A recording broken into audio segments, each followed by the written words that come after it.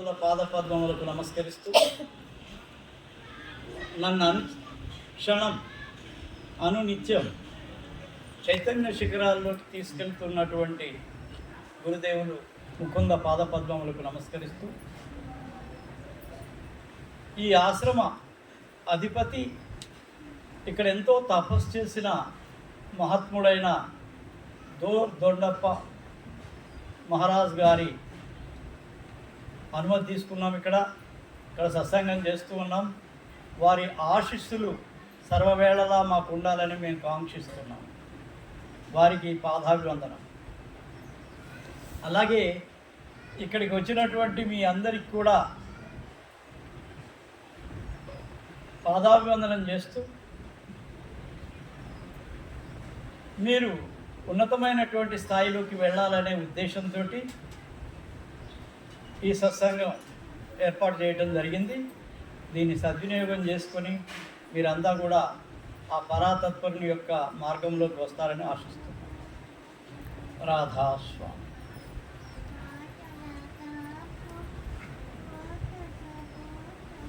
तू तो आया नरदेही में धर फकीर का वैसा दुखी जीव को अंग लगा कर ले जा अपना देसा.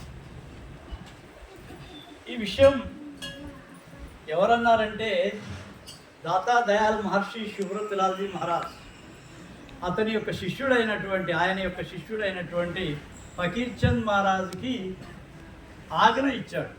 తూతో ఆయా నరదేహీ మే, అయ్యా నువ్వు నరుడి యొక్క దేహంలోకి వచ్చినావు. తూతో ఆయా నరదేహీ మే దర్ ఫకీర్ కా బేసా, నువ్వు ఇప్పుడు ఏ వేషంలో ఉన్నావు అని అంటే ఒక ఫకీర్ యొక్క వేషంలో ఉన్నావు. ఫకీర్ చంద్ మహారాజ్ ఫకీర్ యొక్క వేషంలో ఉన్నావు. తూతో ఆయా నరదేహీ మే దర్ ఫకీర్ కా బేసా దుఃఖీ జీవుకో అంగు లగాకర్ లేజా అప్నా దేశా. ఏమన్నాడు? అందరు దుఃఖీ జీవులు ఉన్నారయా ప్రపంచంలో, చాలా దుఃఖంతో బాధతోటి ఉన్నారు. నీ యొక్క ధ్యాన శక్తితోటి జ్ఞానశక్తితోటి వాళ్ళని తరింపజెయ్యి అని ఆజ్ఞించాడు ఆయన. తూతో ఆయా నరదేహీ మే దర్ ఫకీర్ కా బేసా దుఃఖీ జీవుకో అంగ్ లగాకర్, నీ యొక్క సహాయంతో, నీ యొక్క చేయితోటి, నీ యొక్క హెల్ప్ తోటి, సహకారంతో ఆ పరమాత్మ వైపు నడిపించు వాళ్ళని. దుఃఖీ జీవంకో అంగ్ లగాకర్ లేజా అప్నా దేశా. కొస దేశాయి, ఏం దేశానికి పొమ్మంటున్నాడు? గురువు యొక్క దేశం. గురువు యొక్క దేశము అంటే దీని అర్థమైంది, ఆ పరమాత్మ యొక్క ఆ స్థానానికి తీసుకెళ్ళు. నువ్వు కూడా నువ్వు ఫకీర్ అయినావు. ఫకీర్ అంటే ఏంది? అన్నిటినీ వదిలిపెట్టుకున్నాడు ఫకీర్. అన్నిటినీ వదిలిపెట్టిన వాడు అంటే మానసికంగా వదిలిపెట్టినాడు, శారీరకంగా కాదు. ఇదొక సవరణ. చాలామంది ఏమనుకుంటారు, భార్యను వదిలిపెట్టేయాలి, కుటుంబాన్ని వదిలిపెట్టేయాలి, అందరిని వదిలిపెట్టి అడవుల్లోకి పోవాలా, ఇది అనుకుంటారు. మానసిక సన్యాసం కావాలి ఇక్కడ. ఏమయ్యా, ఏం సన్యాసం కావాలా? మనసులో రావాలది సన్యాసం. మనం దేనికి అంటక ముట్టక ఉండేది మనసులోకి రావాలా. శారీరకంగా అందరితో బాగానే ఉంటాం, కానీ మనసు లోపల ఒక వైరాగ్యం అనేది రావాలా. ఎప్పుడైతే వైరాగ్యం వస్తుందో, ఎప్పుడైతే ఈ మానసిక సన్యాసం వస్తుందో, నెక్స్ట్ ద్వారం భగవంతుని యొక్క ద్వారమే తెలుసుకుంటుంది. నెక్స్ట్ ఎక్కడ పోతుంది? భగవంతుని యొక్క ద్వారమే. ఇప్పుడు మనిషి యొక్క స్థితి ఏదైతే ఉంటుందో దాన్ని భగవంతుని వైపు పోకుండా ఉంచేది ఏంటంటే మనస్సే. ఈ మనసే ఇన్ని ఆలోచనలు మనకు కల్పిస్తుంది. ఒకటే మనసు, అనేకమైన కోరికలు. ఒక కోరిక ఏదన్నా ఉంటే మనం అనుకోవచ్చు, అనేకమైన కోరికలతోటి మనం ఒకటి తీరంగంలో ఇంకోటి తీరంగంలో ఇంకోటి, ఇట్లనే మనస్సు ఆడిస్తూ ఉంటుంది. ఈ మనస్సును కనుక కొద్దిగా ఆపి పక్కకు చూస్తే అక్కడ భగవంతుడి యొక్క రూపం కనపడుతుంది. మనస్సు యొక్క చలనం ఆపటం కావాలి అక్కడ. మనస్సు యొక్క చలనం ఆపటం అంటే ఏంది? దాని అర్థమైంది, మనసు ఏమీ ఆలోచనలు చేయకుండా ఆగిపోయేటువంటి స్థితి రావాలి. ఈ స్థితి రావాలంటే ఏం చేయాలా? నిరంతరంగా గురువు యొక్క ఆచరణలు, గురువు యొక్క సన్నిధానంలో ఉంటూ ఆయన చెప్పింది ఆచరించినట్లయితే ఈ మనసు యొక్క చలనం అనేది తగ్గుతుంది. మనం ఎంతవరకు ఈ ఆలోచనలతో ఉంటామో నీకు భగవంతుని యొక్క మార్గం ఏర్పడదు. భగవంతుని యొక్క మార్గంలోకి మనం వెళ్ళాలంటే ఈ మనసే అడ్డం. ఈ తెర తీసేస్తే డైరెక్ట్ మనకు భగవంతుని యొక్క ప్రకాశమే ప్రకాశం. శబ్ద और ప్రకాశ్ మే రహతా. ఏమంటారు మన రాధాస్వామి సత్సంగంలో అన్నిటికంటే భిన్నమైంది ఎందుకు అని అంటే ఇక్కడ ప్రకాశము శబ్దమే భగవంతుడు. భగవంతుడు యొక్క రూపము ప్రకాశమే. చరణాలు ప్రకాశం. భగవంతుని యొక్క చరణాలు ఏవైతే ఉంటాయో, కాళ్ళ యొక్క నుంచి వెలువడే కిరణాలు ఏవైతే ఉంటాయో అదే ప్రకాశాన్ని ఇస్తుంది. ఏదైతే ఈ పై భాగం ఏదైతే ఉంటుందో ఆ భాగం నుంచి శబ్దం ఉత్పన్నమవుతుంది. ఈ శబ్దము శబ్ద और ప్రకాష్, ఈ రెండే భగవంతుని యొక్క రూపాలు. ఈ రూపాల్లోకి పోవాలి అని అంటే ఒక తపస్సు చేయాలి. ఏం తపస్సు? చెట్టు కింద పోయి ఈ యొక్క వీటిని ఏమంటారు, మన కాషాయాలు ధరించి అక్కడ కూర్చొని ఎప్పుడు ఇంటి వైపు ఆలోచిస్తే తపస్సు కాదు. తపము అనేది ఏంటంటే నువ్వు ఏదైనా సరే ఒక విషయం మీద పూర్తిగా శ్రద్ధ అంతా దాని మీద పెడితే, దాని మీదే గనక మీ యొక్క పూర్తి శ్రద్ధను పెట్టినట్లయితే అది నిరంతరంగా జరుగుతుంటే తపస్సు. తపస్సు అంటే ఏంటి? తపస్సు అంటే తపించేది. తపస్సు అంటే భగవంతుని జపం చేసేది, స్మరణ చేసేది. ఎంత అయితే స్మరణ మనం చేస్తూ ఉంటామో ఏ ఆలోచనలు రావు. నేను అందరికీ చెప్తాది, మీరు ధ్యానం చేయబోయే ముందు 15 నుంచి 20 నిమిషాలన్నా కనీసం స్మరణ చేయండి. స్మరణ చేస్తే తోవలోకి వస్తాం కదా. ఆ తోవలోకి వచ్చినప్పుడు ధ్యానం కుదురుతుంది. ఇట్లా చెయ్యంగా సంవత్సరాల తరబడి చెయ్యంగా ఒకరోజు ఇక్కడ చమత్మని భూమధ్యంలో మెరుస్తుంది. అట్లా మెరవటానికి కూడా కొన్ని జీవిత కాలాలు పడతాయి. ఒకటే కాదు, ఎన్నో జన్మల యొక్క ఏదైతే మీరు చేసేటువంటి సాధన లేకపోతే తపస్సు ఉంటుందో అది ఏదో ఒకరోజు ఇక్కడ ప్రకాశ రూపంలో బయటకు వస్తుంది. చూడండి, నీళ్లను వేడి చేస్తాం. వేడి చేసిన తర్వాత 100 డిగ్రీస్ 100 డిగ్రీల సెంటీగ్రేడ్కి వచ్చేటప్పటికి బుడగలు స్టార్ట్ అవుతాయి. ఏమైతే బుడగలు స్టార్ట్ అవుతాయి. 99 దాకా కూడా మనకేం తెలియదు. 99 డిగ్రీ దాకా కూడా మనకు అసలు ఏం తెలియదు. ఆ తర్వాత ఎప్పుడైతే బుడగలు వస్తాయో 100 కరెక్ట్గా వచ్చేస్తాయి. అంటే 99 సంవత్సరాలు వేడి చేస్తే కూడా ఆ తర్వాత ఫలితం వచ్చే అవకాశం ఉంది. అంటే దాని అర్థం ఏంటంటే మీరు చేసేటువంటి ప్రయత్నం ఎక్కడుందో అనేది ఎవరికి తెలియదు. ఈ క్షణంలో మీ నుంచి ఆ యొక్క శబ్దం ప్రకాశం వెలువడుతుందో తెలియదు. ఇప్పుడు ఎన్ని దెబ్బలు తగిలినాయో మనం అంటున్నాం కదా, 1 నుంచి 99 దెబ్బలు కొట్టేదాకా ఒక చెట్టు ఇరిగిపోదు. ఒక్క దెబ్బతోటి ఇరిగిపోతుంది లాస్ట్లో. అర్థమైందా? చెట్లు కొట్టేవాళ్ళు ఉంటారు కదా, కొడతా ఉంటారు. ఒక్క పాయింట్ దగ్గరకు వచ్చి ఒక్కసారి కొట్టడంలో తిరిగిపోతుంది. అంటే ఆ సమయం రావడం అనేది మన చేతిలో లేదు. ఇది భగవత్ విషయంలో, బయట విషయాలు కాదు. ఈ నీళ్లు వేడి చేయటం దీనికి ఉదాహరణ, ఒకటి ఎగ్జాంపుల్. ఈ కట్టెను కొట్టడం అనేది ఒక ఎగ్జాంపుల్ మాత్రమే. ఇది కాదు, సజీవమయంగా ఉన్నటువంటి మన శరీరంలో జరిగేటువంటి ఈ లోపల ఎన్ని సంవత్సరాల నుంచి ఎన్ని జన్మల నుంచి నువ్వు తప్పిస్తున్నావో తెలియదు. ఆ తప్పించి ఫలించితే అప్పుడు మీకు ప్రకాశం శబ్దము కులాయిస్తుంది. చాలామంది ఎన్నో పనులు చేస్తూ ఉంటారు. ఒక్కసారి దర్శనానికి వస్తే వాళ్ళ పనులు అయిపోతాయి. ఒక్కసారి దర్శనానికి వచ్చి ఆశీర్వాదం తీసుకుంటారు, వాడు పనులు అయిపోతాయి. కొంతమంది సంవత్సరాల తరబడి వస్తుంటారు, వాళ్ళకు ధ్యానం కుదరదు, పనులు రావు. ఎందుకంటే అక్కడ ఒకటి విషయం ఉంది. ఏంటంటే ఈ యొక్క శ్రద్ధ, విశ్వాసము, భక్తి, ఈ మూడిటి యొక్క కేంద్రీకరణ అక్కడ ఉంటే, అక్కడ పెట్టగలిగితే గురువు యొక్క ఆశీర్వాదం నీ హృదయం స్వీకరిస్తుంది. ఎంతోమంది వింటుంటారు సత్సంగం, లోపలికి తీసుకునేది ఎంతోమంది. చూడండి, ఒక్కొక్కళ్ళకి ఇట్లా మనం సత్సంగం చేస్తూ ఉంటే కూడా ఒక్కోసారి పూర్తిగా మనస్సు నిశ్చలమైపోతుంది. నిశ్చలమైపోతుంది అంటే దాని అర్థమైంది, ఏమి ఆలోచన లేనటువంటి స్థితికి వెళ్ళిపోతుంది. అది ఒక్కసారి మొదట వచ్చినప్పుడు అయిందా, రెండోసారి వచ్చింది అయిందా, కొంతమంది 10 సార్లు వచ్చినప్పుడు అయిందా, 100 సార్లు వచ్చినప్పుడు అయిందా, అది వేరే విషయం. ఎవరి కర్మానుసారంగా జరుగుతుంటుంది. కర్మ ప్రధాన విశ్వకర్రక జోజస్కీనా తౌసోపంచ. అయ్యా, ప్రపంచంలో కర్మను మించినది ఏది లేదు. కర్మను అనుభవించాల్సిందే, ప్రతి కర్మను అనుభవించాలి. కాకపోతే గురువు దగ్గరికి వస్తే ఆశీర్వాదం ఇస్తే ఆ కర్మ పెద్దది పోయి చిన్నదిగా అయిపోతుంది. ఎన్నో ఉదాహరణలు ఉన్నాయి.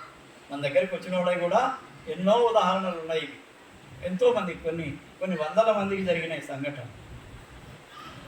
అయితే ఆ సమయం రావాలి. ఇంకోటి, మీరు అంత అంకిత భావంతో ఉండాలి. ఏ అంకిత భావంతో అయితే మీరు లోపలికి తీసుకోగలుగుతారో గురువు యొక్క ఉద్దేశాన్ని, లేకపోతే ఆయన ప్రవచనాన్ని లోపలికి తీసుకోగలిగితే మీలో అప్పటి నుంచే ఒక రకమైనటువంటి మార్పు రావడం ప్రారంభమవుతుంది. ఈ మార్పు శాశ్వతమైన మార్పు, not for today or tomorrow, that is forever, eternal change, what we call chemical change, not permanent. The physical change is temporary, whereas chemical change that is permanent. So it is called mutation. దీన్ని ఇంకో పరిభాషలో ఏమంటామంటే, ఆకస్మికంగా ఈ జన్యువుల్లో వచ్చేటువంటి మార్పు, శాశ్వతమైన మార్పు ఏదైతే ఉంటుందో దాన్ని ఏమంటారు? పరివర్తనం అంటారు. ఈ పరివర్తన అనేది మ్యూటేషన్, ఆకస్మికంగా వచ్చే మార్పు ఏదైతే ఉంటుందో ఇది దైవికంగా కనుక వచ్చినట్లయితే ఇది పర్మనెంట్గా ఉండిపోతుంది. ఎట్లా ఉంటుంది? పర్మనెంట్గా ఉండిపోతుంది. నేను చెప్తూ ఉంటా, అయ్యా మీ ధ్యాసంతా తీసుకువచ్చి ఈ భూమధ్యంలో నిలపండి. ఈ భూమధ్యంలో తెచ్చేంత వరకే మీ పని. ఆ తర్వాత ఎప్పుడు కూడా మీరు కేంద్రంలోనే ఉంటారు. కేంద్రంలోనే ఉంటారంటే పెద్ద సముద్రం ఉందనుకోండి, అలలు వస్తూ ఉంటాయి, తెలుసు కదా, పెద్ద పెద్ద అలలు, అవి గుంజుకొని కూడా పోతాయి లోపలికి. పెద్ద అలలు వస్తుంటాయి. ఈ అలలు ఏంటి అంటే మనతోటి పోల్చుకోవాలనుకుంటే ఈ అలలే ఆలోచనలు. The waves nothing but thoughts. The waves nothing but thoughts. ఈ ఆలోచనల నుంచి సముద్రం యొక్క మధ్య భాగంలో పోతాం అనుకో, 10 కిలోమీటర్ల లోపల పోయాం సముద్రంలో, అక్కడ అలలు ఉంటాయా? That is called no wave state, no thought state. దాన్ని ఏమంటాం మనం? అది అలలు లేని స్థితి, నిశ్శబ్దమైన స్థితి, నిశ్చలమైన స్థితి. ఈ నిశ్చలమైన స్థితినే కేంద్ర స్థానం అంటున్నాం. ఈ నిశ్చలమైనటువంటి స్థితి ఏదైతే ఉందో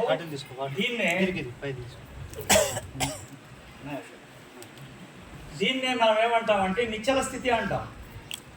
ఈ ధ్యానం కుదిరిన తర్వాత మీ యొక్క ధ్యాస అంతా భూమధ్యంలోకి వస్తే ఆ నిశ్చల స్థితి వచ్చేస్తుంది. ఆ నిశ్చల స్థితి వస్తుంది. నిశ్చల స్థితి వచ్చింది అని అంటే మీరు కూకోమలోని ధ్యానం కుదిరిపోతుంది, కూర్చోవాలని ధ్యానం కుదిరిపోతుంది. అయ్యో నాకు ధ్యానం కుదిరింది, నేను అనుకున్నవన్నీ జరగాలి, జరగవు. ఎంత గొప్ప మహాత్ముడైనా సరే ప్రపంచంలో 100కి 100 పాళ్ళు సత్యం కావు వాడిచ్చే ఆశీర్వాదాలు. ఎందుకు కావు అంటే ఒక కారణం ఉంది. ఆశీర్వాదం ఇస్తారు. గురువు దగ్గరికి వచ్చినప్పుడు ఏం చేస్తారు? ఏ గురువు అయినా ఆశీర్వాదం ఇచ్చేస్తారు. కొన్ని అవుతాయి, కొన్ని కావు. ఎందుకు కావు అని అంటే మీకు ఆ టైం రాలేదు ఒకటి, మీలో స్వచ్ఛత లేదు రెండోది, మీ మనసు నిర్మలంగా లేదు, మీ భక్తి స్వచ్ఛమైంది కాదు, ఇంకా మీకు టైం రాలేదు. ఇవన్నీ ఉంటాయి కారణాలు. ఎప్పుడైతే ఒక గురువు దగ్గరకు వచ్చి మొదటి 2 దర్శనాల్లోనే వాళ్ళ జీవితంలో మార్పు కనుక వస్తూ ఉన్నట్లయితే వాళ్ళు నిజంగా ఇంతకుముందు జన్మల్లో సాధించి ఉన్నారని మీరు అర్థం చేసుకోవాలి. ఎప్పుడైనా సరే గురువు యొక్క ఆశీర్వాదము, వీతరాగ్ పురుష అయినటువంటి గురువు యొక్క ఆశీర్వాదము ఎప్పుడో ఒకసారి పనిచేస్తుంది. ఇప్పుడు ఇన్స్టాంట్గా పనిచేయకపోవచ్చు, ఇప్పుడంటే ఇప్పుడు, కానీ ఎన్నో సంవత్సరాల తర్వాత కూడా అది ఫలించే అవకాశం ఉంది. సరే, ఒక బీదవాడు ఉన్నాడు. ఆయన గురువు దగ్గరికి వచ్చాడు, తన బాధ అంతా చెప్పుకున్నాడు. తినటానికి లేదు, ఉండటానికి లేదు, కట్టుకోవటానికి లేదు, ఏం చేయాలి మహారాజ్, ఇట్లా ఉంది నా పరిస్థితి అని చెప్పుకున్నాడు. ఆయన ఆశీర్వాదం ఇచ్చాడు. సంవత్సరాలు గడిచినాయి. ఒకరోజు ఆకస్మికంగా ఏమైపోయిందంటే అతని దగ్గరికే ధనం రావటం మొదలైంది. ధనం రావటం అంటే అదే పరిగెత్తుకుంటూ వస్తుందా? అందరు కూడా అతని దగ్గరకు వచ్చి ఏదో సహాయం అడగటం, ఆ సహాయం అతను చేసి పెట్టడం, ఉన్నదానికంటే ఎక్కువగా ధనం ఇచ్చిపోవడం, ఇట్లా స్టార్ట్ అవుతుంది. అంటే నువ్వేమన్నాడు? ఆశీర్వాదం ఇచ్చేసాడు. అయితే కొన్ని సంవత్సరాల్లో నువ్వు మంచిగా అయిపోతావా అని అన్నాడు. అంటే అంత ఓపిక గురువు మీద విశ్వాసించి ఉండాలి. గురువు మీద విశ్వాసం సాడితే ఎవరేం చేయరు. వెళ్ళాలా అంటున్నావా? గురువు మీద విశ్వాసం లేకపోతే నువ్వు ఏం చేసినా కానీ లాభం లేదు. నువ్వు మా దగ్గరకు వచ్చినావు, నేను చెప్పింది వింటున్నావు, దీన్ని పాటించి నేను చెప్పే ధ్యానం కనుక నువ్వు పాటిస్తే నువ్వు 2-3 నెలల్లోనే ఫోన్ చేసి మహారాజ్ నాకు ఇది అయింది అని చెప్తావు. కానీ అంత స్వచ్ఛత ఉండాలా, అంత ప్రేమ ఉండాలి, అంత భక్తి ఉండాలి. దాంట్లో ఏమాత్రం లోపం ఉండదు. లోపం ఉంటే కావు, తపన ఉండాలి. ఇప్పుడు చూడండి, మేము అక్కడి నుంచి పొద్దున్నే 8 గంటలకు 7 గంటలు 7:30కు బయలుదేరుతాం. ఇక్కడికి వస్తాం. మా కోసం ఎదురు చూడటము అనేది ఒక తపన. మేమంటే మా వృత్తి అది. ఇప్పుడు మేమంతా సేవ చేయడానికే ఉన్నాం, మీ అందరి సేవ కోసమే ఉన్నాం. ఏది ఆశించట్లేదు, ఆశించడం కూడా. మా గురువు మాకు ఏం చెప్పిండో అదే మేము ఫాలో అవుతున్నాం. అయితే మీరు మా గురువు గారు ఎప్పుడు వస్తాడు, ఎప్పుడు చూస్తాము, ఎప్పుడు ఆయన దర్శనం అవుతుంది అని తపన కనుక ఉన్నట్లయితే మీకు చాలా సమస్యలు తీరిపోతాయి. ఏం అడగకుండా, అడిగితే తీరుతాయనుకునేది, అడగకుండా తీరిపోవడమే గురువు మహిమ. మీ మనసులో ఒక బాధతోటి వస్తారు, గురు దర్శనం చేసుకుంటారు, పాదాభివందనం చేస్తారు, ఆశీర్వాదం తీసుకొని వెళ్తారు. మీకు 1-2 రోజుల్లోనే మీ ప్రాబ్లం సాల్వ్ అయిపోతుంది. మీ ప్రాబ్లం వెళ్ళిపోతుంది. వెళ్ళిపోయినప్పుడు అయిపోయింది కదా, ఇంకా నా గురువుతోటి పని ఏంది అని అంటే అది పనికి వచ్చే పని కాదు, అది పనికి రాదు. అది అంతటితోటే అయిపోతుంది. నీ పని అయింది, అయిపోయింది అంతవరకు. కానీ ఇంకొకసారి నీ ఆపదలో ఉన్నప్పుడు రావటం కాదు, ఆపద లేని సమయంలో కూడా గురువుతోటి ప్రేమతోటి ఉండటం, విశ్వాసంతో ఉండటం, భక్తితోటి ఉండటం ఏదైతే ఉంటుందో అది చిరకాలం నిలుస్తుంది. ఎక్కడ ఇది చిరకాలం నిలుస్తుంది, టైం బీయింగ్ కాదు.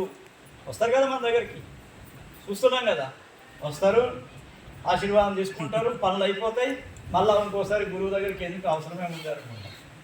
ఇది తప్పు. గురువుని పట్టుకుంటే ఒకే గురువుని పట్టుకోవాలి, ఆయనతోటే నీ సమస్యలు చెప్పుకోవాలి, లేకపోతే ఆయన యొక్క ఆశీర్వాదం తీసుకోవాలా. సమస్య చెప్పకపోయినా పర్వాలేదు. మీరు నిజమైన ప్రేమతోటి భక్తితోటి వచ్చి ఇక్కడ ఆశీర్వాదం తీసుకుంటే మీ పనులు అయిపోతాయి. ఎన్నో సమస్యలు ఉంటాయి. భార్యాభర్తల మధ్య కూడా సమస్యలు చాలా ఉంటాయి. అవి చెప్పరు, చాలా వరకు చెప్పరు. కొన్ని గురువుకి చెప్పుకున్నప్పుడు గురువు ఏదో ఒక విషయం చెప్తాడు, అమ్మ ఇదిగో ఇట్లది సెట్ అయిపోతుంది, ఏ ప్రాబ్లం నీకు కావాల్సిన విధంగానే అయిపోతుంది, ఇంట్లో ఏం గొడవలు లేకుండా మంచిగా అయిపోతుంది అని ఒక ఆశీర్వాదం ఇచ్చినప్పుడు ఆ గురువు మీద విశ్వాసం ఉంటే అవుతుంది. అయిపోయింది, ఇప్పుడు మంచిగానే ఉన్నాడు కదా, ఇద్దరం బాగున్నాం, ఇంకా గురువేంది, ఇంకా పోయేటిది ఏంది, అయిపోయా, మనకేం అవసరం అనుకుంటే ఆ రోజుతోటే అయిపోతుంది. ఇక్కడ చెప్పే ఉద్దేశం ఏంటంటే గురువు శిష్యుల మధ్య ఉండే సంబంధం ఇది జీవితాంతం కాదు, జన్మ జన్మల బంధం. ఏమంటున్నా, ఇక్కడ మీరు వచ్చి కూర్చున్నారంటే ఈరోజు వచ్చింది కాదు, ఇది ఎన్నో జన్మల నుంచి టచ్ చేస్తూ వస్తుంటుంది. ఈ పరంపర ఇదేంటంటే ఒక రకమైనటువంటి పరంపర, ఇది పోతూనే ఉంటుంది. ఇది ఈ గురువుని పట్టుకున్నప్పుడు ఈ గురువుతోటి మళ్ళా వచ్చే జన్మలో ఆయనతోటే సమూహంగా చేరి ఇంకా కొద్దిగా ధ్యానంలో ముందు స్థాయికి పోయే అవకాశం ఉంటుంది. లేదు, ఈ గురువు ద్వారానే మీకు ఆత్మసాక్షాత్కారం కనుక అయ్యేది ఉంటే అయిపోతుంది, మళ్ళీ ఇంకో జన్మ తీసుకునే అవసరం లేకుండా అయిపోతుంది. కాబట్టి గురువుని సేవించాలి, శారీరకంగా, మానసికంగా, ఆత్మికంగా, 3 రకాలు కూడా. గురువు కనుక మీరు అర్పణ అయినట్లయితే మీకు చాలా సుఖమైన జీవనం ఉంటుంది. సుఖం అంటే అన్ని డబ్బులు ఉంటాం, మెత్తడు పరుపులు ఉంటాం, ఇది కాదు. సుఖం అంటే ఆలోచన లేనటువంటి స్థితి. ఏం దక్కలేదా, నాకంతా బాగుంది, నాకేం సమస్యలు లేవు, గురువుగారి దయ వల్ల అంతా బాగున్నా నేను అని చెప్పగలరా? ఎప్పుడు వచ్చి సమస్యలతోటే చెప్తుంటే సమస్యలు ఎప్పటికీ తీరవు. ఒకవేళ కనుక బాగా అయిపోయారంటే గురువుగారి దయ వల్ల మాకు బాగా అయిపోయింది అని జీవితాంతం గుర్తుపెట్టుకోవాలి.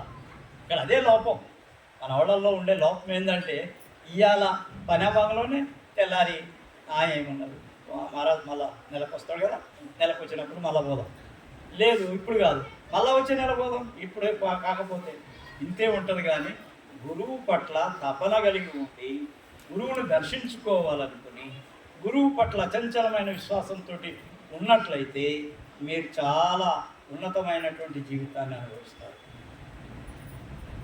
ఇది గురు మార్గం, ఇది సంతు మార్గం, ఇది కబీర్ మార్గం, ఇది నానక్ మార్గం, ఇది స్వామీజీ మార్గం. దీంట్లో సురత్ శబ్ద యోగా ఇది.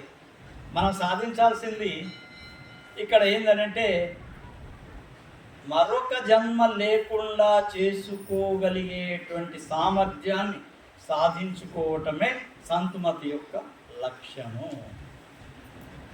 వేరే దగ్గరకు పోతే, మీరు ఏ దేవాలయానికైనా పోతే, దేవుడి యొక్క గుడులకు పోతే మీరు కోరికలు కోరుతారు.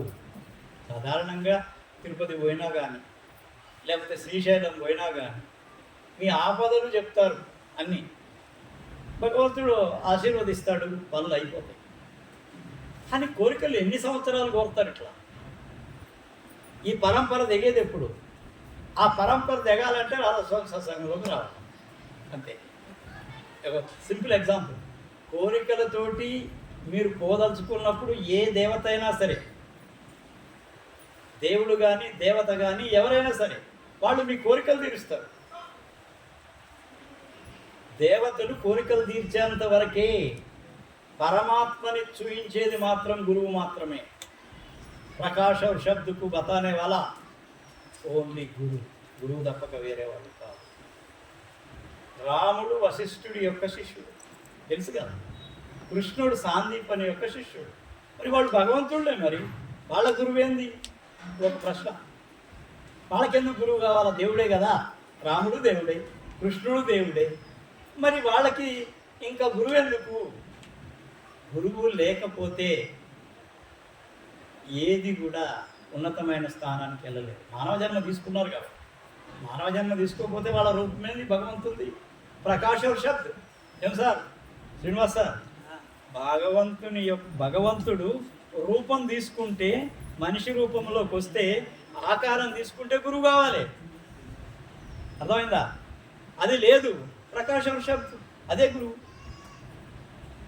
ఈ గురువులు ఎవరైతే ఉంటారో వీళ్ళు పరమాత్మ యొక్క రూపాన్ని చూయించగలిగినటువంటి, ప్రకాశం శబ్దాన్ని చూయించగలిగిన గురువుడు వీళ్ళు. ఇది ఎందుకంటే మానవ జన్మలోకి వచ్చిన తర్వాత భగవంతుడు మనందరికి ఒక ఆదర్శం చూపిస్తున్నాడు. అయ్యా, మేము కూడా గురువుని చేసుకున్నాము, మీరే కాదు, మేము కూడా గురువుని చేసుకున్నాం. భగవంతుడి రూపాలు అవి వచ్చి కూడా మేము గురువుని చేసుకున్నాం. గురువు యొక్క స్థితి పరమాత్మ యొక్క స్థితి. ఎందుకు అంటున్నాం ఈ మాట అంటే, గురువు ఎప్పుడు కూడా ప్రకాశం శబ్దంలో ఉంటాడు. గురువుకో మాన జాంతే సో నరకయ్యే అందు దుఃఖి హోయి సంసారమే ఆగేయం పాప. మీరు అనుకుంటున్నారేమో గురువు ఒక మనిషి అని. మనిషి శరీరం మామూలే, అందరికీ ఉన్నట్టే. మీతోటి భోజనం చేస్తాడు, మీతోటే మాట్లాడతాడు, మీ దగ్గరనే పడుకుంటాడు, లేకపోతే మీతోటే ఏదైనా సరే ప్రపంచం గురించి కూడా మాట్లాడతాడు గురువు.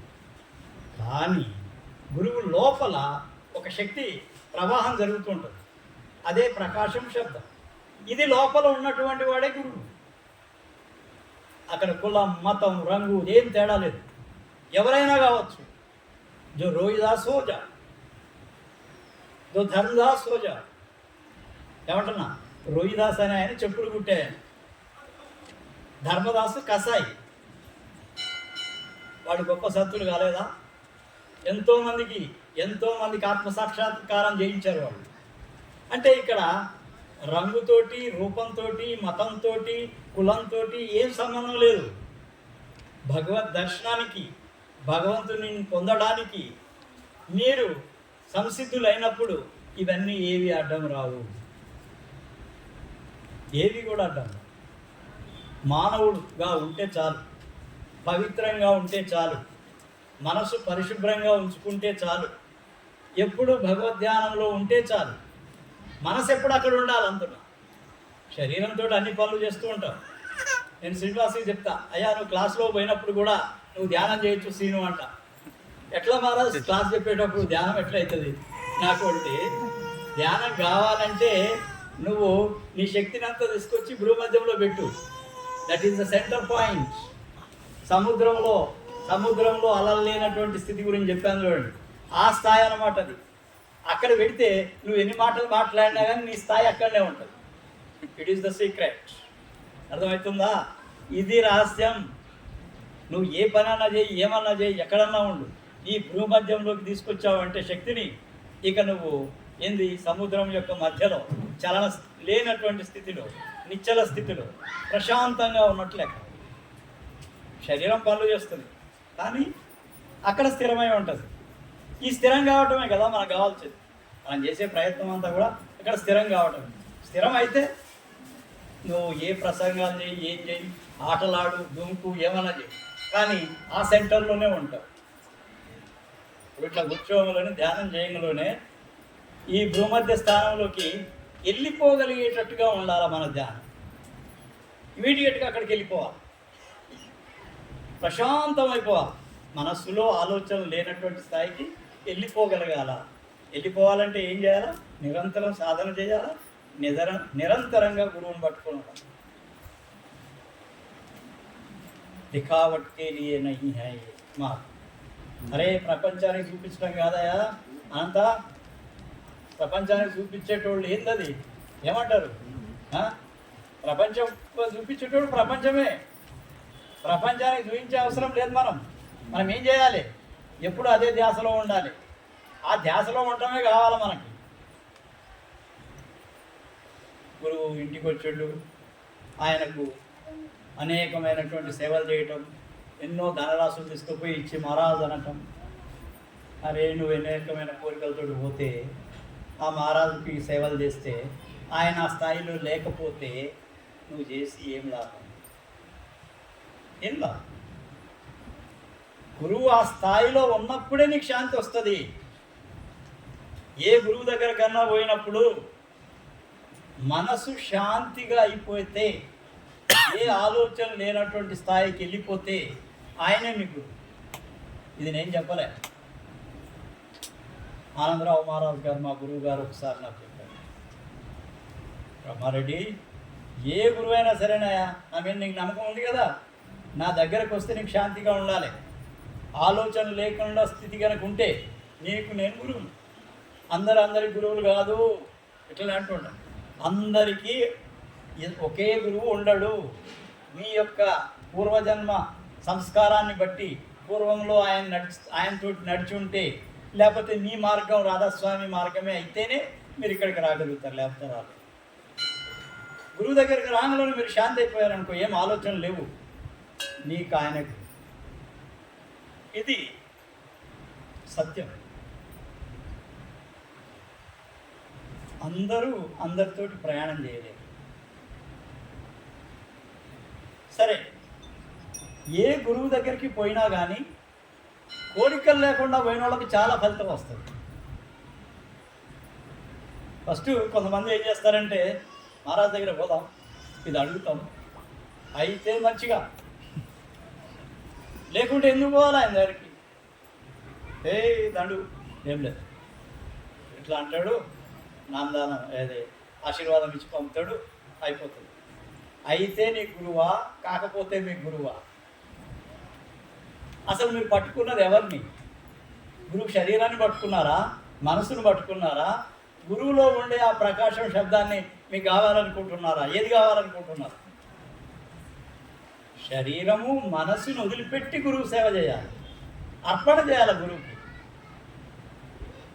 అప్పుడే దాని ఫలితం చాలా బాగుంటుంది.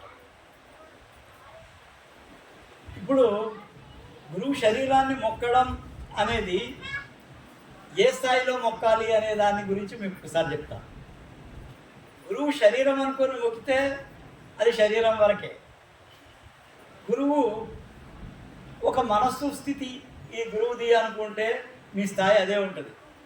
గురువు లోపల ప్రకాశం శబ్దం అని మొక్కితే మీరు మొక్కేది గురువుని కాదు, లోపల ఉండే ప్రకాశం శబ్దాన్ని. అంటున్నావా? ఏ సమస్యలేనా? పోయి కాళ్ళు పట్టుకోవడం కాదు, కాళ్ళు పడితే అందరు భక్తులు అనుకుంటున్నామేమో. భక్తులు గారు, కాళ్ళు పట్టిన వాళ్ళు అందరూ భక్తులు ఎప్పుడు గారు. కాళ్ళు పట్టుకొని అప్పుడు ఇది గుర్తు రావాలా, ప్రకాశం శబ్దం. మహారాష్లో ప్రకాశం శబ్దం ఉంది, దానికి నమస్కారం. నాకు కాదు, నా శరీరానికి కాదు, లోపల ఉండే ఆ శక్తికి మీరు నమస్కారం చేస్తే అప్పుడు మీకు లాభం, అప్పుడు మీ మనస్సు శాంతిస్తుంది, అప్పుడు మీ ధ్యానం కుదురుతుంది, అప్పుడు మీ జీవితం ప్రకాశమానమవుతుంది, అప్పుడు మీరు లోపల ప్రశాంతమైనటువంటి ఆ ప్రకాశాన్ని, శబ్దాన్ని వినగలుగుతారు. ఇది రాధాస్వామి యొక్క ఫిలాసఫీ, తత్వం. రాధాస్వామి అంటే ఇది. ఒకటి మాటలు చెప్పిపోయేది లేదు. మాకేం తక్కువ ఉండి మేము ఇక్కడ రావట్లేదు, మీరు ఏదో ఇస్తారు అనేది మాకు అసలు అవసరమే లేదు. మేము చేసేది సేవ, గురు సేవ చేస్తున్నాం అంతే. దీన్ని మీరు ఉపయోగించుకోండి అని చెప్తున్నాం అంతే. మేము చెప్పేది ఒకటే. మా అశోక్ ఎప్పుడన్నా ఇబ్బంది ఉంటే చెప్తాడు, మహారాజ్ ఇక ఏం రావట్లేదు, ఎట్లా మహారాజ్? సరేనా, వస్తే పోండి. తర్వాత ఏదో ఒకటి దొరుకుతుంది, మళ్ళీ ఒక 50,000కు 60,000కు 1,00,000 రూపాయలకు ఏదో ఒక మళ్ళా ఒక కాంట్రాక్ట్ దొరికిపోతుంది. అప్పుడు అనుకుంటాడు, మహారాజుని అడిగితే మహారాజు ఇచ్చేసింది. నీ భక్తి ఇక్కడ ముఖ్యం, నీ శ్రద్ధ ముఖ్యం, నీ ప్రేమ ముఖ్యం. ఇవి ఉన్నప్పుడు నీకు అవుతున్నాయి. ఇది గుర్తుపెట్టుకో అశోక్. నీకు పనులు ఎట్లయితున్నాయంటే గదే కారణం. ఇప్పుడు ఓన్లీ కాలు మొక్కినంత మాత్రాన కావు నీకు. నీ భక్తి, శ్రద్ధ, విశ్వాసం ఇవన్నీ ఉన్నప్పుడు నీకేం తక్కువ కూడా అయిపోతుంది అని చెప్పినా నీకు ఆశీర్వాదం ఇచ్చిన. అశోక్, నీకేం తక్కువ పడదు, ఇక్కడ హాయిగా ఉంటావు. దానికి కారణం నీ విశ్వాసం, నీ భక్తి, నీ ప్రేమ. కాబట్టి అది మనం సాధించుకోవాలనే మా ఉద్దేశం. ఎంతైంది? 34. కాబట్టి మీ అందరికీ మా యొక్క ప్రార్థన ఏమిటంటే, మీ జీవితాలలో మార్పు రావాలని మేము కోరుకుంటున్నాం. ఆ మార్పు ఆధ్యాత్మిక వైపు రావాలి, భగవంతుని సన్నిధికి పోతున్నట్టుగా రావాలి, భగవద్ ధ్యానంలోకి మరలేటట్టుగా మీ మనసులు మారాలి. ఇదే మా లక్ష్యం. కాబట్టి మీ అందరికీ కూడా, ఇక్కడ వచ్చిన వాళ్ళందరికీ కూడా మీకు ఆరోగ్యం, ఐశ్వర్యం, శాంతి, సుఖం సర్వము ప్రాప్తం కావాలని, మీ జీవితాలు ఆనందమయంగా ఉండాలని, భగవంతుని సన్నిధిలో ఒక తపనతో జీవితం మీరు ప్రారంభించాలని మా ఆకాంక్ష, మా ఆశీస్సులు, మా ఆశీర్వాదం. రాధాస్వామి.